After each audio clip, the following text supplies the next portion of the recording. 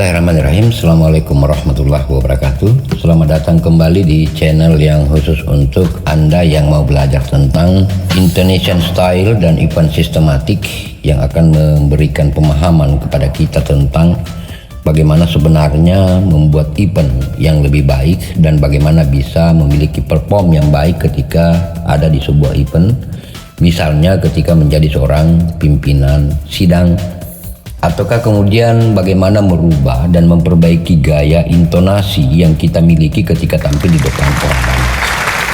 Tentunya penampilan yang bagus, penampilan yang menarik dan memukau adalah harapan bagi banyak orang. Penampilan yang juga bermasalah menjadi sebuah momok yang sangat menakutkan bagi banyak orang ketika mereka hendak tampil, sehingga tidak heran ketika banyak di antara kita yang kemudian ragu-ragu untuk tampil karena takut ketika tampil justru penampilannya itu adalah penampilan yang kurang menarik. Ada beberapa faktor yang mempengaruhi daripada penampilan seseorang ketika akan tampil di depan orang banyak. Yang lebih daripada penampilan itu adalah sebenarnya gaya intonasi. Jadi gaya intonasi ini adalah merupakan ciri khas setiap orang ketika tampil di depan orang banyak. Tapi sebelum kita lanjut, maka kita lebih awal dulu untuk menjelaskan sebenarnya apa itu intonasi. Banyak di antara kita yang kemudian tidak paham intonasi itu apa. Intonasi ini pada hakikatnya adalah bukan sekedar tinggi rendahnya suara. Jadi kita tidak berbicara tentang tinggi rendahnya suara. Kenapa? Karena tinggi rendahnya suara itu adalah merupakan volume. Akan tetapi intonasi yang akan kita bahas pada kesempatan ini itu adalah tekanan. Tekanan atau biasa disebut juga dalam lagu itu adalah nada suara. Setiap orang ini memiliki ciri khas daripada nadanya. Seperti ketika seseorang mau menyanyi, maka dia punya nada tersendiri, dia punya cengkok tersendiri. Gaya intonasi ketika tampil di depan orang banyak adalah merupakan sesuatu yang perlu untuk kita perhatikan secara baik. Maka ketika tampil berbicara harus memiliki beberapa tekanan suara dengan maksud untuk menjelaskan bagaimana gaya intonasi itu yang menarik bagi pendengar sekalian.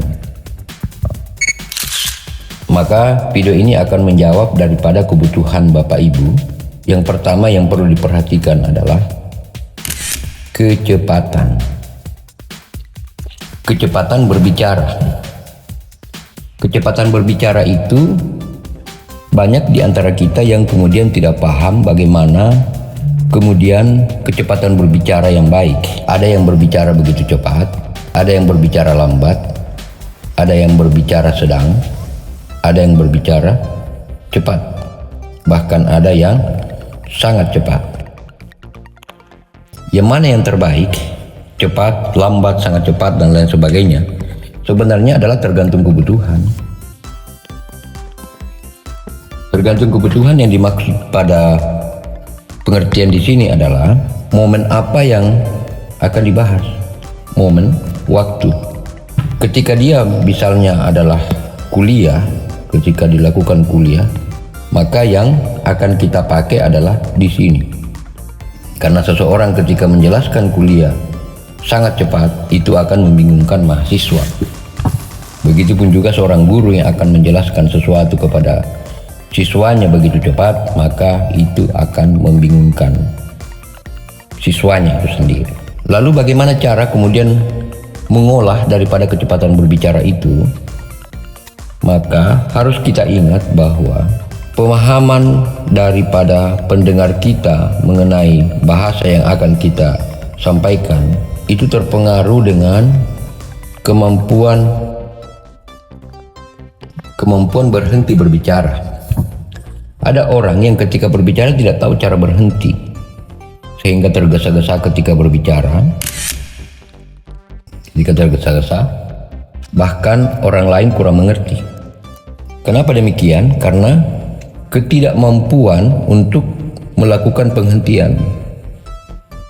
tidak mampu untuk berhenti. Makanya ketika berbicara di depan orang banyak, pergunakan ada namanya waktu jeda, waktu berhenti ketika sedang berbicara.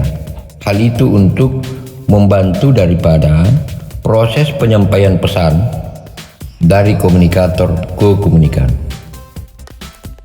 Jadi untuk mempengaruhi daripada kecepatan berbicara adalah harus memiliki kemampuan berhenti berbicara. Yang berikutnya yang tidak kalah menarik ketika kita akan memperbaiki kita punya intonasi adalah kemampuan untuk mendengar orang lain. Kemampuan untuk mendengar orang lain ini kadang bagi orang tertentu dia tidak mampu untuk berhenti berbicara ketika orang lain berbicara. Padahal pembicara yang baik adalah sebenarnya adalah pendengar yang baik.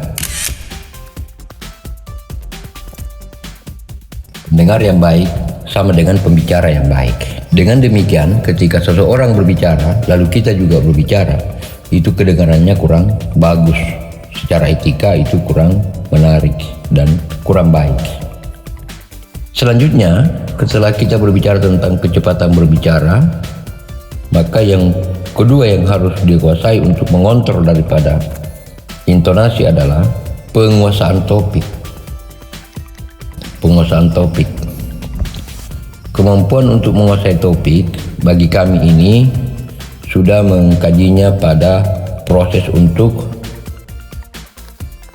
kecepatan dan cakrawala berpikir. Ini kami sudah akan bahas pada sesi yang lain. Tetapi penguasaan topik yang dimaksud di sini adalah berbicara pada hal yang dikuasai. Sebab ada orang yang kemudian menjelaskan sesuatu yang tidak dikuasai. Menjelaskan sesuatu yang tidak dikuasai itu cenderung disebut, jadi bukan hanya memaksakan kehendak orang disebut egois, tapi berbicara sesuatu yang tidak dikuasai itu adalah juga termasuk kategori egois, memaksakan pendapat yang bahkan pendapat itu adalah pendapat yang salah. Penguasaan topik ketika berbicara di sini adalah prinsipnya jangan berbicara ketika tidak paham. Nah, itu yang menjadi hal yang penting untuk kita ketahui bagaimana cara menjadi seorang pembicara yang baik ketika tampil di depan orang banyak. Berikutnya adalah saya akan memberikan beberapa contoh memperbaiki intonasi yang baik. Misalnya ketika memberikan sambutan. Bismillahirrahmanirrahim. Assalamualaikum warahmatullahi wabarakatuh. Mukadimah dan seterusnya. Sekarang kita masuk ke isi. Para hadirin yang kami hormati dan kami muliakan, pada kesempatan ini kita berkumpul di tempat ini untuk menyelenggarakan sebuah kegiatan event. Di antaranya adalah event untuk memperingati Hari Ulang Tahun Republik Indonesia pada tahun 2024 ini. Adalah merupakan sebuah kesempatan yang baik bagi saya sebagai kepala desa yang ada di daerah ini memberikan apresiasi yang setinggi-tingginya kepada seluruh masyarakat yang telah berkumpul di tempat ini. Itu contoh ketika misalnya memberikan sambutan. Sementara contoh untuk ketika dalam ruang kuliah. Ketika dalam ruang kuliah itu ada biasanya bertanya ya dalam kelas. Ketika bertanya dalam kelas, tidak usah tergesa-gesa, santai aja, tarik nafas. Kemudian jangan lupa untuk sesekali berhenti ketika waktunya untuk berhenti. Ketika bertanya contohnya, izin saya hanya ingin mempertanyakan tentang bagaimana sebenarnya perilaku warga negara Indonesia yang baik ketika akan menghadapi pemilu, atau bagaimana caranya ketika misalnya mau menjadi warga negara yang baik dalam rangka memperingati Hari Kemerdekaan Republik Indonesia.